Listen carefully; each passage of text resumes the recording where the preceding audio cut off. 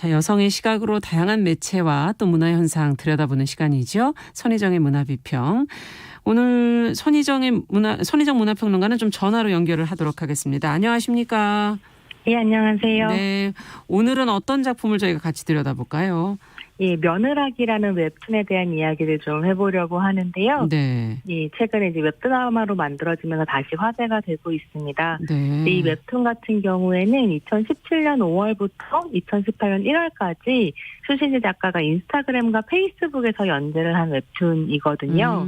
네, 회사원인 민사린이 대학 동기인 무구영과 결혼을 하면서 벌어지는 시집살이를 다뤘고요. 네. 여성 독자들 사이에서 정말 센세이션을 불러일으켰던 작품입니다. 근데 이 작품에 대해 처음 들어보시는 분들은 아마도 며느라기라는 제목을 며느리를 귀엽게 부르는 말인 며느아기로 생각하실 텐데요. 그게 아니에요? 발음이 네, 똑같은데. 며느아기가 아니라 며느라기입니다. 며느라기. 네, 이게 뭔가 싶으실 텐데요. 네. 네, 만화에서 이제 민사린의 회사 선배가 그런 이야기를 해요. 며느라기라는 시기가 있다. 네. 근데 이게 사춘기나 갱년기처럼 며느리가 되면 겪게 되는 시기입니다. 시댁 식구한테 예쁨 받고 싶고 칭찬받고 싶어서 뭐든 제가 할게요라고 말하는 시기라고 하는데요. 예. 네, 이 며느라기를 겪고 있는 여성들의 시댁 식구들은 다 읽어봤으면 하는 웹툰입니다. 그렇군요. 갑자기 이 얘기를 듣다 보니까 82년생 김지영이라는 소설이 네. 떠오르는데 그렇습니다. 비교해 보신다면 어떤 유사점과 다른 점이 있는가요? 네, 80년생 김지영 같은 경우에는 김지영이라는 여성이 아주 어렸을 때부터 경력 단절되어 독방 육아를 하고 있는 지금에 이르기까지 네. 한국에서 여성으로 살아가는 것에 대해서 약간 전반적으로 다루고 있다고 한다면 며느라기는 시집과의 관계 그 자체의 방점을 찍었다는 점에서 좀 다르다고 할 수 있겠는데요. 예. 다만 뭐 시댁의 풍경이라든가 그곳에서 겪게 되는 개별 에피소드는 정말 많이 비슷하더라고요. 예컨대 뭐 시어머니가 선물이라면서 앞치마를 주는 장면 네. 같은 거 있잖아요. 예. 이런 것들은 정말 이게 약간 보편적인 에피소드구나라는 생각이 들 정도였습니다. 네, 비슷한 부분이 분명히 있겠죠. 자, 네. 근데 며느라기 속의 시월드는 그러면 어떤 모습으로 그려지는지 그렇게 사춘기나 이런 것처럼 뭔가 제가 할게요라는 그런 마음을 가진 며느리와 시월드의 모습은 과연 또 어떨지 궁금한데요. 네. 이게 읽어보시면 민사린의 시댁이 특별히 나쁜 시댁은 아니에요. 네. 아주 이상한 소리가 들리실 텐데 저희 집 고양이가 지금 싸우고 있어가지고. 네, 아이들 소리인 줄 알았습니다. 네네. 민사린 시댁이 특별히 나쁜 시댁은 아니고요. 예. 가끔 친구들한테 정말 극악한 에피소드를 저도 듣기도 하는데 예컨대 이제 뭐 어느 날 퇴근을 했더니 시누이가 언니는 우리 오빠 취향을 모른다면서 친구 세트를 완전히 갈아놓는다든지 뭐 이런 경우도 있다고 하더라고요. 네. 근데 이제 민사린의 시댁은 아주 평범하고 상식적인 시댁입니다. 그래서 밥상 차례상은 당연히 여자가 차려야 한다고 생각하는 상식적인 시아버지와 며느리가 출장을 가야 한다니까 새신랑이 밥도 못 챙겨 먹게 생겼다면서 출장 안 가면 안 되냐고 묻는 상식적인 시어머니. 예. 그리고 뭐 결혼하고 처음으로 만난 어머니 생신인데 언니가 출근 전에 아침상으로 미역국 좀 끓여달라고 부탁하는 상식적인 시누이 뭐 이런 사람들이 모여 있는 거죠. 지금 상식적이라는 표현이 이렇게 쓰이는군요. 네, 그리고 제가 그 얘기를 좀 드리고 싶었던 건데요. 이게 한국 사회에서 너무 상식으로 여겨지지만 사실 상식이라는 게 옳은 것이라기보다는 공동체에서 관습적으로 승인받아온 어떤 기준인 거잖아요. 그렇죠. 이 관습을 더 이상 자연스럽게 받아들일 수 없는 이 시대의 며느리들은 정말 답답할 것 같다는 생각이 들더라고요. 왜냐하면 뭐 지금 이제 특히 20, 30대 여성들은 어렸을 때부터 남녀는 평등하고 그렇죠. 너도 열심히만 하면 뭐든 원하는 대로 성취하며 살 수 있다고 배웠는데 정작 결혼을 해서 시댁에 가보니 평등은 고사하고 그야말로 제2의 성이 되는 상황들이 계속 펼쳐지는 거니까요. 자, 요즘의 시대 정신을 또 볼 수 있는 작품이구나라는 생각이 들었습니다. 그러네요. 이런 상식적인 모습들을 좀 에피소드나 사건을 통해서 얘기해 주시면 더 와닿을 것 같은데. 네, 이 이제 웹툰이 다루고 있는 이벤트가 딱 4가지인데요. 시어머니 생신, 시부모님 결혼 기념일, 시할아버지 제사, 그리고 설입니다.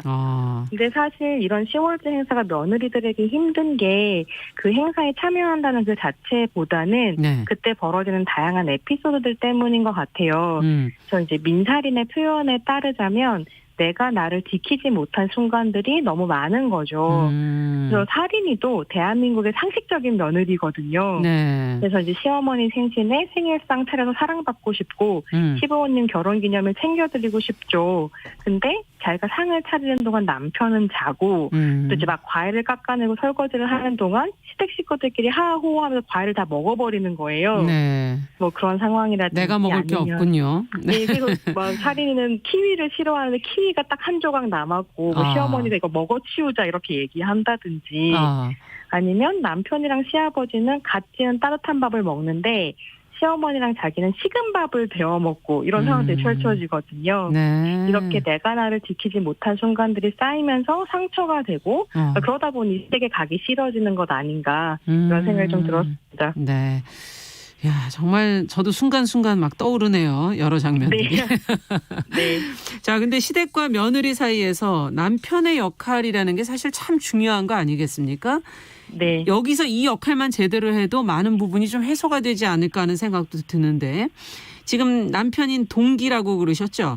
네네. 무구형? 네, 이름이 무구형이. 네, 웹툰 독자들한테 엄청나게 욕을 먹고 있다고. 네. 도대체 어떻게 행동을 했길래 그런 거예요? 공분을 사는데요. 네. 근데 사실 생각해보면 이 무구형이라는 캐릭터도 특별히 나쁜 사람은 아닌 거죠. 또 상식적인 사람입니까? 예, 근데 이게 웹툰에서 보는 것보다 웹툰말을 볼 때 훨씬 화가 나더라고요. 이게 살아서 움직이고 말을 하니까요. 예. 근데 뭐가 문제냐라고 하면 이렇게 눈을 딱 감아버리면 여러모로 편하니까 모르는 척하는 사람, 그러니까 알고 싶어하지 않는 사람이고 와이프한테 네가 좀 참고 이해해라 하면서 현실을 외면하는 사람인 거죠. 네. 그래서 무구형이 어떤 사람인지 너무 잘 보여주는 에피소드를 하나 소개해드리면 예. 어느 날 주말에 늦잠을 자고 있는데 네. 갑자기 시댁에서 연락이 와요. 그래서 오늘 할아버지 제사니까 시간 맞춰 오라고 하는 거죠. 네. 근데 그날이 무구형과 민사린이 함께 이제 동기로 알고 있는 친구의 돌잔치 날이었고 겹쳤군요. 네, 그러니까 무구형이 한테 뭐라고 얘기하냐면 너 가서 어머니랑 음식하고 있으면 내가 돌잔치 갔다가 빨리 가서 도와줄게. 나는 어차피 할 줄 아는 것도 없고 도움도 안 되니까. 그래서 이 얘기를 들으니까 민사린이 너무 화가 나잖아요. 그래서 이런 이야기를 합니다. 이 할아버지 얼굴도 모르는데 내가 너를 돕는 게 아니라 나를 돕는다고? 이렇게 이제 묻고요. 그래서 결국 무구형이 돌잔치를 포기하고 같이 이제 집으로 가는데 결국은 음식 만드는 거를 하지 못합니다. 왜냐하면 어머니가 부엌에 못 들어오게 하거든요. 예. 여기서 이제 적극적으로 저항하지 않는 남자인 거죠. 예. 힘드니까 뭐 저항을 하겠습니까? 네. 자, 그러면 이런 상황 속에서 민사린 그냥 남편과만 지금 갈등인가 하는 생각이 드는데 그 손이 동서도 또 있다면서요?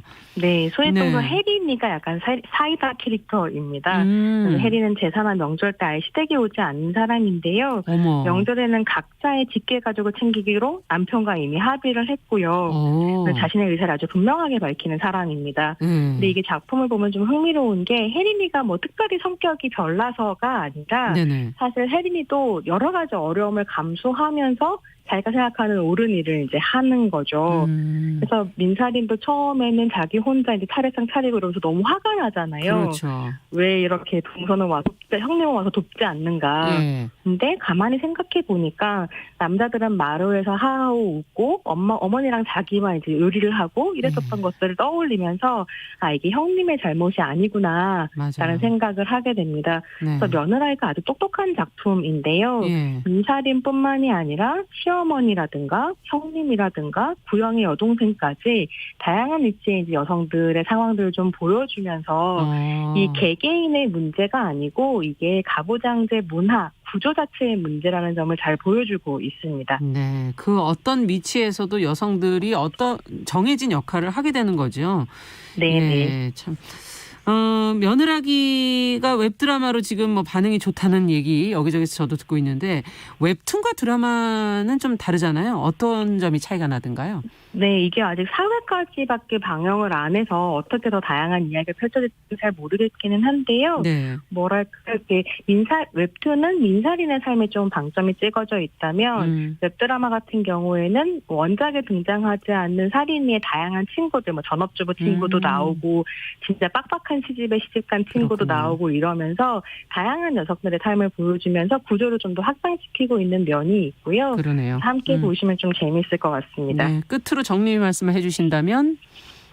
네, 이게 개인적으로는 저는 이 작품이 정말로 리얼하다고 생각을 했었던 것 같아요. 네. 많은 분들이 뭐 이거 과제 아니냐라고 하지만 실제로는 각 가정마다 정도의 차이만 있을 뿐 남자는 마루, 여자는 부엌이라고 하는 기본적인 구조는 다르지 않고요. 네. 그래서 이런 구조를 함께 생각해봤으면 좋겠다라는 생각이 들었습니다. 네, 오늘 손희정의 문화비평 며느라기에 대한 이야기 나눠봤습니다. 감사합니다.